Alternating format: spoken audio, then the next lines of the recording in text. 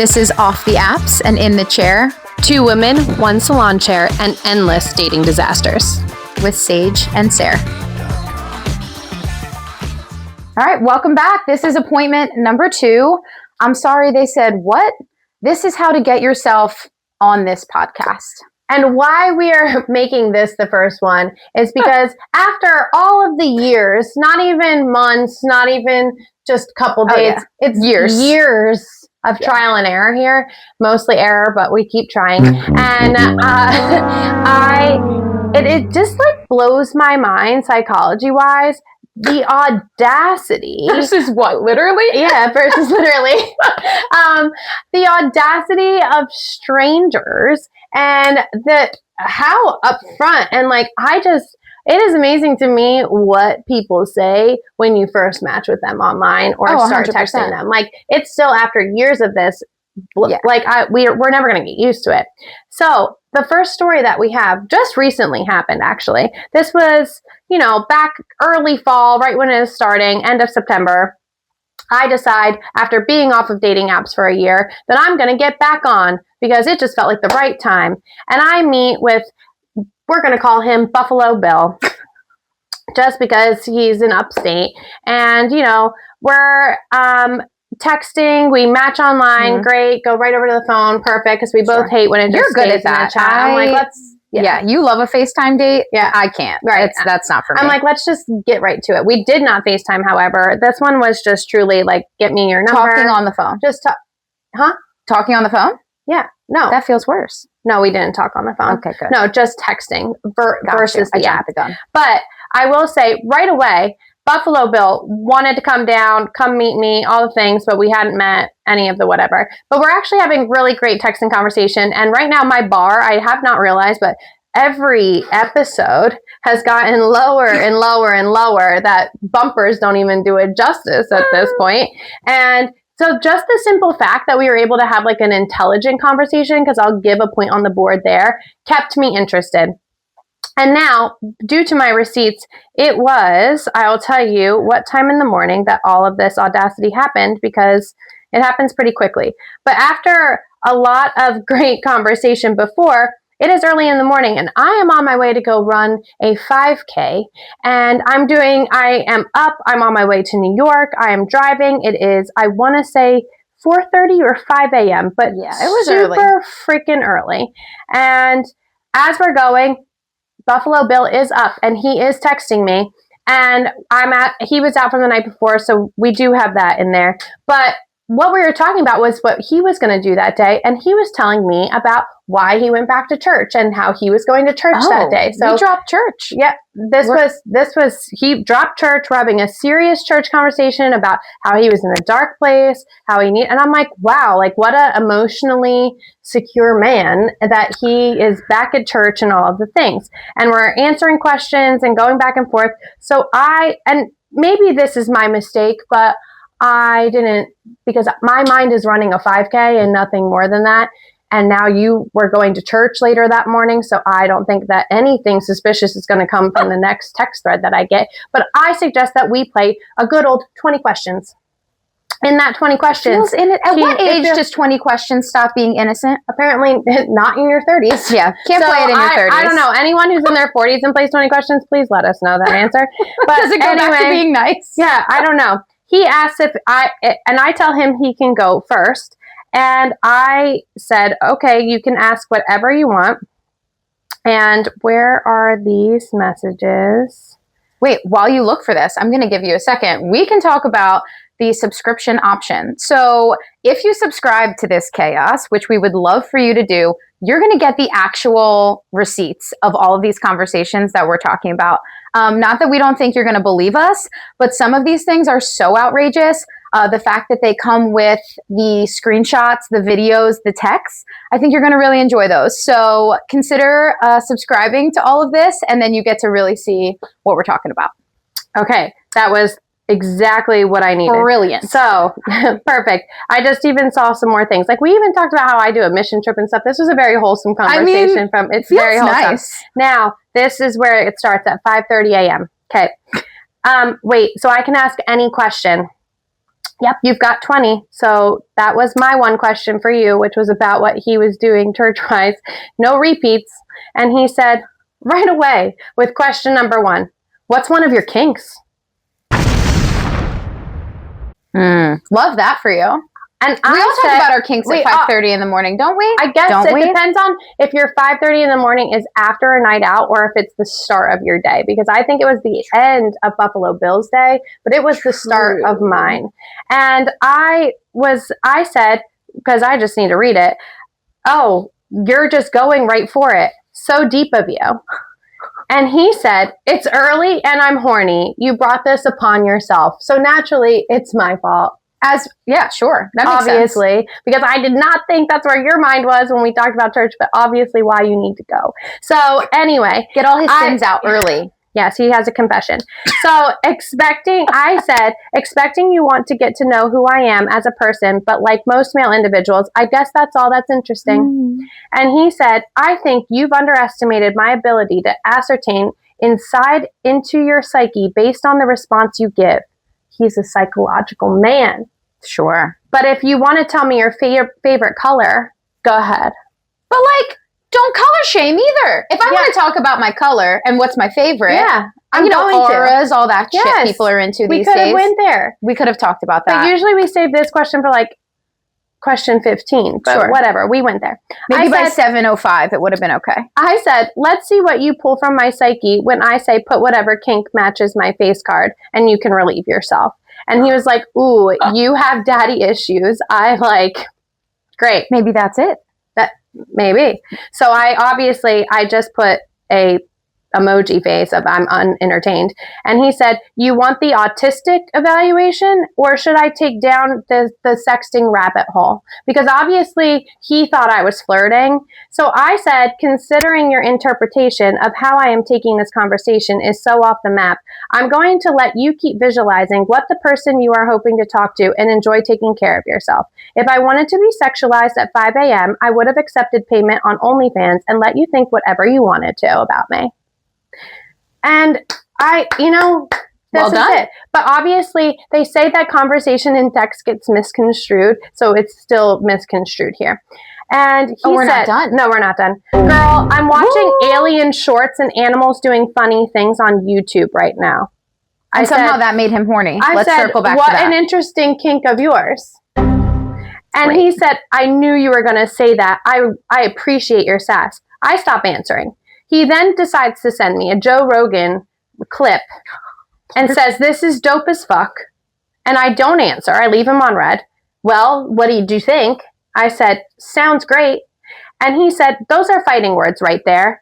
You writing a book? Because then I just decide nothing fuels me better than the adrenaline of telling off a man to get me ready to run this 5K. I was going to say, you probably ran a PR. Like, it was probably 100%. Your fastest 5K. This really... There's energy drinks and then there's telling off an asshole. So here's that. But this is what I said. Listen, we don't know each other and that's evident. And I'm sure your intention wasn't to disrespect me, but you have. And honestly, I'm not really coming at you personally. It is just so amazing to me how easily it is for strangers to casually disrespect each other with the intention to get to know someone. I just want to put this into perspective, that if one of your really good girlfriends, whom you hold high respect for as a person, showed you a text thread that looked like ours from a person she's never met, and he just came off that strongly aggressive, I'm sure you'd make fun of him and tell her to swipe on someone else. I know that's how my guy friends would react if I were to show them, and that's how all of my clients acted too, just so you know. In the short of it, I personally have worked very hard at respecting and valuing myself, and I won't let strangers talk to me like that, even if it was an innocent joke. And I'm sorry to come off this strong at 6 a.m., but considering this has just shifted my mood for the worse this morning, I feel I'm going to express my feelings regardless. If it makes you uncomfortable or feel a certain way, I'm calling it out on how this interaction made me feel. So on that note, enjoy the rest of your Sunday, and that's the end of my TED Talk. And that is actually what I said. I mean, hats off to you. Did he ever respond? He said, I'm really sorry for making you feel disrespected. That wasn't my intention, but I understand what you're saying. I said, have a nice day. And that's that. See you later, Buffalo Bill. Up. Buffalo Bill, gone. Yeah. I mean, feels necessary. I mean, you don't come back from that. No. So we hope you ran a fast race, and we wish him well. Maybe he finally told some girl what his kink was. I just hope he went to church. Well, yeah, that too. Yeah. So, yeah, speaking of kinks, we're going to get to Diaper Dan. Yeah. What a classic. What a classic. This is one of those stories where you tell it once and a friend's like, wait, tell me this one more time. And then the friend tells the friend, and then somehow you're me at a wedding, and the friend's boyfriend asks you to tell everyone the story at the wedding because it is so outrageous. I actually told this story a few times without Sarah being here because it's one of those stories. So if you hear this and it really speaks to you, I give full permission for you to also tell this at weddings, bar mitzvahs, maybe not a funeral, but you'll figure that out for yourself. Yeah. So speaking of absolutely insane men on the internet, I decided to get on Tinder, as one does, and we were causing a little chaos, and I put my Instagram handle on my Tinder. So first of all, you're not allowed to do it. Fun fact, you're not allowed to do that. So got a little community violation notification, which was exciting. And then I paid the price. I mean, I think we figured out immediately why you're not supposed to do that. So I have my Instagram out there for the world, and I get this message from this guy. We're going to call him Diaper Dan. And you'll find out why. Yeah. So he messages me and he's like, hey, so I have a proposition for you. And because I'm here for the plot, I say, yeah, man, tell me like what's up. Like, I want to hear it. Like, I'm interested. And he proceeds to immediately, now, mind you, I'm going to quickly go back to say, we did not exchange phone numbers. We did not talk about meeting up. We did not talk about dates. Nothing. This is just straight up like, are you interested? Was his first question? This was his first question. Correct. There was no 20 questions. He just offered this information up like freely. Yeah, freely. So he is immediately just like, hey, so I have this fetish. I am into adult baby diaper wearing. So I can't even say the acronym like right now, but so adult baby diaper wearing is not just like wearing, as I said, your granddad's Depends. It is diapers meant for children, essentially. I still laugh telling this story. I can't even believe this all these years later. I still giggle. So essentially it is a diaper that is sized for an adult, but has like all the characters that you would find on a baby's diaper. So he tells me about how he's into wearing these diapers, and I immediately was like, you know what? Like, I have a choice here. I can either shame this man or I can learn something here. So I took the high road, thank you, Michelle Obama, and I decided we're going to learn something. So I said, I'm not here to yuck your yum. Like, can I ask you some questions? Which he loved. That was honestly, it was research, but I learned more lessons than him probably. So yeah, so he is telling me about how he essentially like starts wearing these diapers, and that was kind of doing it for him. But then he was out with friends or somewhere with friends who realized that he was wearing them, and they started making fun of him. So it was like the diaper wearing, but also the being shamed and making fun of him was getting him off. So then it became this whole like, now he's like getting off to people making fun of him. And that is what he was asking me basically to like co-sign on. He was like, hey, stranger, like, do you want to see me, also a stranger, in a diaper? Yeah, for free. Yeah, no one offered me anything. Like if there was monetary gain and probably not sexual gain here, not probably. If there was no sexual gain here, correct.